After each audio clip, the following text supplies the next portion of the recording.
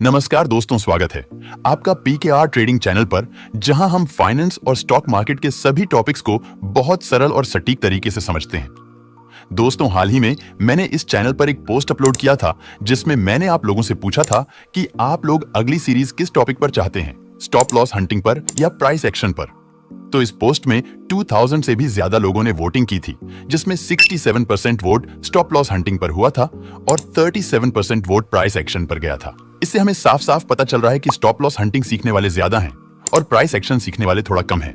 तो हमारी नई सीरीज जो है वो स्टॉप लॉस हंटिंग पर आज से शुरू हो रही है, लेकिन हम इस सीरीज में सिर्फ स्टॉप लॉस हंटिंग ही नहीं सीखेंगे, बल्कि हम इसके साथ में प्राइस एक्शन को भी आसान तरीके से डिस्कस करेंगे, ताकि आपको प्राइस एक्शन के साथ स्टॉप लॉस हंटिंग और ज्यादा अच्छे से समझ आए। यानी कि हम स्टॉप लॉस हंटिंग को प्राइस एक्शन के साथ इतना आसान तरीके से समझेंगे कि अगर कोई बिगिनर भी इस वीडियो को देखे तो उसे भी सब कुछ आसानी से समझ आ जाए।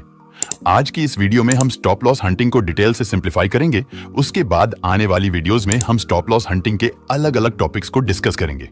तो आप लोगों को इस सीरीज को अच्छे से समझते हुए देखना है, क्योंकि आपको इस सीरीज में भी बहुत कुछ एडवांस सीखने को मिलेगा। तो चलिए वीडियो को स्टार्ट करते हैं। आप वीडियो को एक लाइक कर लीजिए और अगर आप इस चैनल पर नए हैं तो चैनल को सब्सक्राइब जरूर कर लीजिए, ताकि स्टॉप लॉस हंटिंग सीरीज पर जो भी वीडियोस अपलोड हों आपको उसकी नोटिफिकेशन समय से मिलती रहे।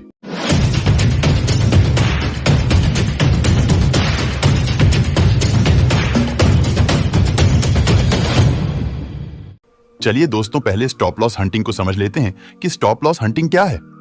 दोस्तों, स्टॉप लॉस हंटिंग एक प्रकार की ट्रेडिंग स्ट्रेटेजी है जो बड़े बड़े ऑपरेटर्स के द्वारा यूज की जाती है, और इस स्ट्रेटेजी का मुख्य उद्देश्य होता है छोटे ट्रेडर्स के स्टॉप लॉस को जानबूझकर हिट करके प्रॉफिट कमाना। अगर हम इसे एक सरल एग्जांपल से समझें तो जैसे किसी जंगल में बहुत सारे छोटे छोटे जानवर होते हैं और उसी जंगल में शेर भी होता है जो कि पूरे जंगल को हिलाने की हिम्मत रखता है। यानी कि शेर छोटे छोटे जानवरों का शिकार करता है और उनसे अपना पेट भरता है। बिल्कुल इसी तरह से मार्केट भी होती है, जहां पर बहुत सारे छोटे छोटे ट्रेडर्स होते हैं और उन्हीं के साथ में मार्केट में बड़े बड़े ट्रेडर्स भी होते हैं, जिन्हें हम कई सारे नामों से जानते हैं, जैसे market participants, own operator, big players और स्मार्ट मनी। ये लोग हमेशा मार्केट में छोटे ट्रेडर्स के स्टॉप लॉस को जानबूझकर हिट करते हैं और उनके लॉस से खुद प्रॉफिट करते हैं। तो हम कह सकते हैं, जब ऑन ऑपरेटर्स रिटेल ट्रेडर्स के स्टॉप लॉस को जानबूझकर हिट करते हैं और खुद प्रॉफिट करते हैं, तो उसी प्रोसेस को हम स्टॉप लॉस हंटिंग कहते हैं। अब नेक्स्ट पॉइंट है कि ये जो बिग प्लेयर्स यानी कि इंस्टीट्यूशनल ट्रेडर्स होते हैं, ये स्टॉप लॉस को कैसे हंट करते हैं। दोस्तों, ये जो बिग प्लेयर्स होते हैं, ये दो तरीकों से रिटेलर्स के स्टॉप लॉस को हिट करते हैं। पहले तरीका यह है कि ये लोग देखते हैं, जैसे मान लीजिए यहाँ पे एक सपोर्ट लेवल है और जब प्राइस दोबारा से इस सपोर्ट लेवल पर आता है तो यहाँ पे बहुत सारे रिटेलर्स बाइंग करने लगते हैं, क्योंकि रिटेलर्स को यही पता होता है कि जब प्राइस अपने सपोर्ट लेवल पर आता है तो उन्हें वहां से बाइंग करनी चाहिए। तो यहाँ से बहुत सारे रिटेलर्स बाइंग कर लेते हैं और वे लोग अपना स्टॉप लॉस इस सपोर्ट लेवल के नीचे रख देते हैं। उसके बाद प्राइस यहाँ से थोड़ा ऊपर जाता है और जब दोबारा से प्राइस इस सपोर्ट लेवल के पास आता है तो बिग प्लेयर्स जो होते हैं वे रिटेलर्स के स्टॉप लॉस को हंट करने के लिए यहाँ से बहुत ज्यादा भारी मात्रा में सेल ऑर्डर प्लेस करते हैं, जिसकी वजह से यहाँ पे एक कैंडल बनती है जो कि इस सपोर्ट लेवल को ब्रेक डाउन कर देती है। अब जैसे ही ये कैंडल इस सपोर्ट लेवल को ब्रेक करती है, यहाँ पे लाखों रिटेलर्स सोचने लगते हैं कि यहाँ पे ब्रेक डाउन हुआ है, अब प्राइस यहाँ से डाउन साइड जाएगा।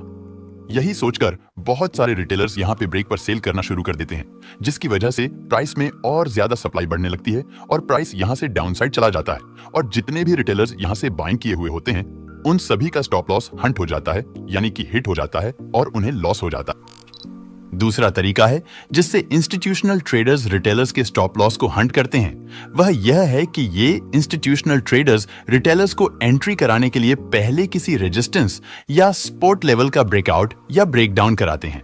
जब उस ब्रेकआउट पर रिटेलर्स एंट्री बना लेते हैं तो बिग प्लेयर्स मार्केट को हमारे विपरीत ला देते हैं, जिससे हमारा स्टॉप लॉस हिट हो जाता है और हमें लॉस हो जाता है, यानी कि यह ब्रेकआउट फेल हो जाता है। इसी दो तरीके से इंस्टीट्यूशनल ट्रेडर्स रिटेलर्स के स्टॉप लॉस को हिट करते हैं। मुझे उम्मीद है कि आपको जो मैं बता रहा हूं वह अच्छे से समझ आ रहा है। दोस्तों, अगर सब कुछ अच्छे से समझ आ रहा है तो कृपया वीडियो को एक लाइक करके चैनल को सब्सक्राइब जरूर कर लीजिए, ताकि मुझे पता चल सके कि आपको वीडियो इंटरेस्टिंग लग रही है और बड़े खिलाड़ी मार्केट में कैसे कैसे रिटेलर्स को फंसाते हैं। अगर आप यह जानने के लिए इस चैनल की स्मार्ट मनी सीरीज की इस लिक्विडिटी इंड्यूसमेंट वाली वीडियो को जरूर देख लीजिएगा, आपको आगे इससे बहुत मदद मिलेगी। अब आइए जानते हैं कि ये बिग प्लेयर्स रिटेलर्स के स्टॉप लॉस को क्यों हिट करते हैं। दोस्तों, बिग प्लेयर्स द्वारा रिटेलर्स के स्टॉप लॉस को हिट करने का मुख्य कारण है टू जनरेट लिक्विडिटी। जैसा कि आपको बहुत अच्छे से पता है कि जब हम जैसे रिटेल ट्रेडर्स मार्केट में बाइंग या फिर सेलिंग के ऑन ऑर्डर प्लेस करते हैं तो हमारा ऑर्डर बहुत ही आसानी से फिल हो जाता है क्योंकि हम बहुत कम क्वांटिटी में ट्रेड करते हैं। लेकिन जो इंस्टीट्यूशनल ट्रेडर्स यानी कि बिग प्लेयर्स होते हैं वो बहुत हैवी क्वांटिटी में ट्रेड करते हैं, जिसकी वजह से वो हर जगह अपने ऑर्डर प्लेस नहीं कर सकते हैं क्योंकि उनका ऑर्डर्स हर जगह पर फिल नहीं हो पाएगा। इसीलिए बिग प्लेयर्स एंट्री बनाने के लिए पहले लिक्विडिटी जनरेट करते हैं। लिक्विडिटी जनरेट करने के लिए ये फेक ब्रेकआउट या ब्रेकडाउन कराते हैं। अगर हम उदाहरण से समझें तो मान लीजिए कि यहां पर एक रेजिस्टेंस लेवल है और प्राइस इस रेजिस्टेंस लेवल के पास गया हुआ है। अब अगर बिग प्लेयर्स यहां से भारी मात्रा में सेल ऑन ऑर्डर प्लेस कर देंगे तो उनका इतना बड़ा ऑन ऑर्डर फिल नहीं होगा क्योंकि इस रेजिस्टेंस पर सभी लोग सेल ही कर रहे होंगे और यहां पर बाइंग करने वाले बिल्कुल ना के बराबर होंगे। तो जब यहां पर बाइंग करने वाले ज्यादा नहीं होंगे तो बिग प्लेयर्स यहां पर सेल कैसे करेंगे, क्योंकि हम बाइंग तभी कर सकते हैं जब कोई सेल करता है और हम सेल तभी कर सकते हैं जब कोई बाइंग करने वाला होता है। तो यहां पर बाइंग करने वाले बिल्कुल ना के बराबर हैं, तो बिग प्लेयर्स यहां पर अपना भारी मात्रा में सेल ऑन ऑर्डर प्लेस नहीं कर सकते हैं। इसलिए बिग प्लेयर्स यहां पर लिक्विडिटी जनरेट करने के लिए पहले यहां पर इस रेजिस्टेंस लेवल का ब्रेकआउट कराते हैं। अब जैसे ही प्राइस इस रेजिस्टेंस लेवल को यहां पर ब्रेक करता है, यहां पर बहुत सारे रिटेलर्स बाइंग करने लगते हैं, जिसकी वजह से यहां पर बाइंग साइड बहुत ज्यादा लिक्विडिटी जनरेट हो जाती है। यानी कि अब बिग प्लेयर्स को यहां पर बहुत सारे बायर्स मिल जाते हैं। तो अब बिग प्लेयर्स यहां पर अपना भारी मात्रा में सेल ऑर्डर प्लेस कर देते हैं और उनका ऑर्डर आसानी से यहां पर फिल हो जाता है। जब यहां पर बड़े खिलाड़ी भारी मात्रा में सेल ऑर्डर प्लेस करते हैं तो प्राइस यहां पर इस सपोर्ट लेवल को दोबारा से ब्रेक कर देता है। अब जैसे ही प्राइस यहां पर इस सपोर्ट को ब्रेक करता है, यहां पर बहुत सारे रिटेलर्स भी ब्रेकडाउन को देखकर सेल करने लगते हैं, जिससे यहां पर बहुत ज्यादा सप्लाई बढ़ जाती है और प्राइस यहां से डाउन साइड चला जाता है। और जितने भी रिटेलर्स यहां ब्रेकआउट पर बाइंग किए हुए होते हैं उन सभी का स्टॉप लॉस हंट हो जाता है और ये ब्रेकआउट फेल हो जाता है। एग्जाम्पल के लिए आप इस चार्ट में देख सकते हैं कि यहां पर प्राइस ने इस रेजिस्टेंस लेवल को ब्रेक कर दिया है। अब इस ब्रेकआउट पर भी बहुत सारे रिटेलर्स बाइंग कर चुके होंगे और वे लोग अपना स्टॉप लॉस डाउन साइड रख चुके होंगे। जब इस ब्रेकआउट पर बहुत सारे रिटेलर्स बाइंग करने लगते हैं तो यहां पर बाइंग साइड पर बहुत ज्यादा लिक्विडिटी बढ़ जाती है। अब बिग प्लेयर्स यहां से भारी मात्रा में सेल करना शुरू कर देते हैं, जिसकी वजह से प्राइस यहां से डाउन साइड आने लगता है। जब यह वाली कैंडल इस सपोर्ट लेवल को ब्रेक कर देती है तो मैं यहां से अपने सेल साइड के ट्रेड में एंटर हो जाता हूं। उसके बाद मार्केट में क्या हुआ था देखिए।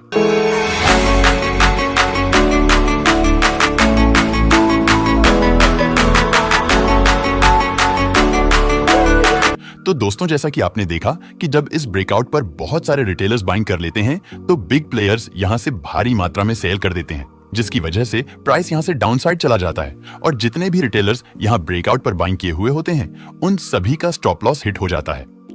दोस्तों, अगर आपको लिक्विडिटी को और ज्यादा अच्छे से समझना है तो आप इस चैनल की प्लेलिस्ट में जाकर स्मार्ट मनी सीरीज की लिक्विडिटी वाली वीडियो को जरूर देख लीजिए, या फिर मैं तो चाहूंगा कि आप स्मार्ट मनी सीरीज की सभी वीडियो को देख लीजिए, क्योंकि यह जो स्टॉप लॉस हंटिंग सीरीज मैंने शुरू की है यह 50 से 60% तक स्मार्ट मनी कॉन्सेप्ट से मैच करती है। इसलिए अगर आप स्मार्ट मनी सीरीज की सभी वीडियो देखेंगे तो आपको स्टॉप लॉस हंटिंग की आने वाली वीडियो और ज्यादा अच्छे से समझ आएंगी। और दोस्तों, अगर आप इस स्टॉप लॉस हंटिंग की आने वाली सभी वीडियो को अच्छे से देखेंगे तो आप 90% रिटेलर से अलग हो जाएंगे और आप उनसे अलग सोचने लगेंगे। इसलिए आपको स्टॉप लॉस हंटिंग की सभी वीडियो को जरूर देखना है। स्टॉप लॉस हंटिंग सीखने का हमारा पहला रीजन है मार्केट अंडरस्टैंडिंग।